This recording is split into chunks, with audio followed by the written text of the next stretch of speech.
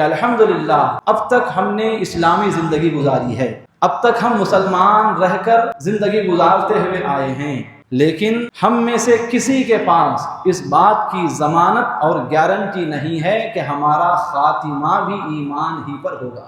مسلمان پیدا ہوئے اور مسلمان کی زندگی ہم گزار رہے ہیں، لیکن ہم میں سے کوئی یہ نہیں کہہ سکتا کہ جب میں مروں گا تو میرا خاتمہ ایمان ہی پر ہوگا، میری موت اسلام ہی پر آئے گی۔ ہم میں سے کوئی یہ دعویٰ نہیں کر سکتا۔ ہمارے سامنے کئی ایسی مثالیں ہیں کہ دنیا میں کئی کافر ہوئے جنہوں نے زندگی کفر کی حالت میں گزاری لیکن موت ان کی ایمان پر ہوئی، اور یہ مثالیں بھی ہمارے سامنے موجود ہیں کہ کئی ایسے لوگ بھی تاریخ میں گزرے ہیں جنہوں نے اسلامی زندگی گزاری، مومنانہ زندگی گزاری، لیکن ان کا خاتمہ کفر پر ہوا، شرک پر ان کا خاتمہ ہوا۔ اسی لیے کہا جاتا ہے کہ ہمیں بے شک اس بات پر شکر بجا لانا چاہیے کہ اب تک ہم نے جو زندگی گزاری وہ ایمان کی حالت میں گزاری، لیکن اس شکر کے ساتھ ساتھ اللہ کی بارگاہ میں ہمیں یہ دعا بھی کرتے رہنا چاہیے کہ اب تک ایمان کی حالت میں جلانے والے میرا خاتمہ بھی ایمان پر کر دے۔ ایک لفظ ہے مرتد۔ مرتد اس بدبخت کو کہتے ہیں جو ایمان سے پھر جاتا ہے۔ مسلمان تھا، مومن تھا، لیکن اس نے کفر پر مشتمل عقائد میں سے کسی عقیدے کو اختیار کر لیا، دامن اسلام کو چھوڑ دیا، کوئی ایسا عقیدہ اختیار کر لیا جو منافی ایمان ہے، تو اس عقیدے کو اختیار کرنے کی وجہ سے وہ دائرہ ایمان سے نکل کر کفر میں داخل ہو جاتا ہے۔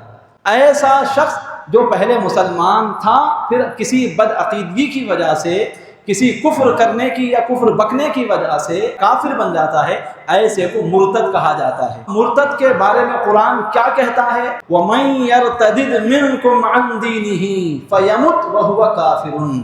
اے لوگو، تم میں سے جو مرتد ہوا، تم میں سے جو اپنے دین سے پھر گیا، فَيَمُتْ وَهُوَ كَافِرٌ، اسی کفر کی حالت میں وہ مر گیا، فَأُولَئِكَ حَبِطَتْ أَعْمَالُهُمْ فِي الدُّنْيَا وَالْآخِرَةِ، تو یہ وہ لوگ ہیں کہ جن کے سارے اعمال اکارت چلے جاتے ہیں، ان کے کسی بھی عمل کا فائدہ نہ انہیں دنیا میں ہوگا نہ آخرت میں ہوگا۔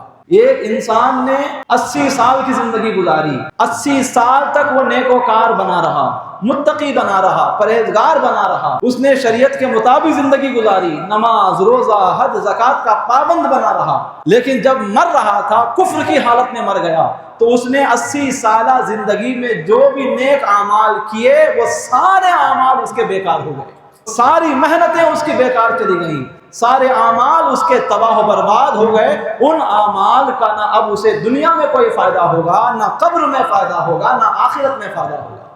وَمَن يَرْتَدِدْ مِنْكُمْ عَنْ دِينِهِ، قرآن میں کیا فرمایا جا رہا ہے؟ تم میں سے جو اپنے دین سے پھر گیا، مطلب کیا؟ امکان ہے اس بات کا، یعنی ایسا نہیں ہے کہ اگر کوئی مسلمان ہے تو وہ مسلمان ہی مرے گا۔ حالت ایمان میں زندگی گزارنے والے کی موت بھی ایمان ہی پر ہو، یہ ضروری نہیں، یہ آیت ہم کو بتا رہی ہے۔ تم میں سے جو اپنے دین سے پھر گیا کا مطلب کیا؟ یعنی پھر جانے کا امکان ہے، چانس ہے۔ کئی لوگ ایسے ہیں جو پھر جاتے ہیں، دین اسلام کو چھوڑ کر کفر و شرک میں مبتلا ہو جاتے ہیں۔ تو یہاں سے ہم کو تنبیہ کی جا رہی ہے، آگاہ کیا جا رہا ہے کہ دیکھو، ایمان کے سلب ہو جانے کا اندیشہ ہے، ایمان کے تباہ ہو جانے کا پورا امکان ہے، لہذا کبھی اپنے ایمان کے معاملے میں غافل نہ رہنا، کبھی اس خیال میں نہ رہنا کہ میں تو مسلمان ہی مروں گا۔ نہیں، اللہ کی کیا کیا خفیہ تدبیریں ہیں تمہارے بارے میں تم نہیں جانتے، تمہارے حق میں کیا فیصلہ ہو چکا ہے، تمہارا خاتمہ کیسا ہونے والا ہے یہ طے ہو چکا ہے، لیکن اس کا علم تم کو نہیں ہے، لہذا خاتمہ بالخیر کو لے کر ہمیشہ فکر مند رہو۔ یہ آیت ہم کو آگاہ کر رہی ہے۔ پہلا نقصان تو یہ ہے کہ ان کے کسی بھی اعمال کا نہ دنیا میں فائدہ ہوگا نہ آخرت میں فائدہ ہوگا، ان کے اعمال تباہ و برباد کر دیے جاتے ہیں۔ اور دوسرا نقصان یہ ہے وَأُولَٰئِكَ أَصْحَابُ النَّارِ، اور ایسے لوگ جو مرتد ہو جاتے ہیں، اسلام کو چھوڑ کر کفر میں داخل ہو کر کفر ہی میں مر جاتے ہیں، وہ تمام جہنمی ہیں۔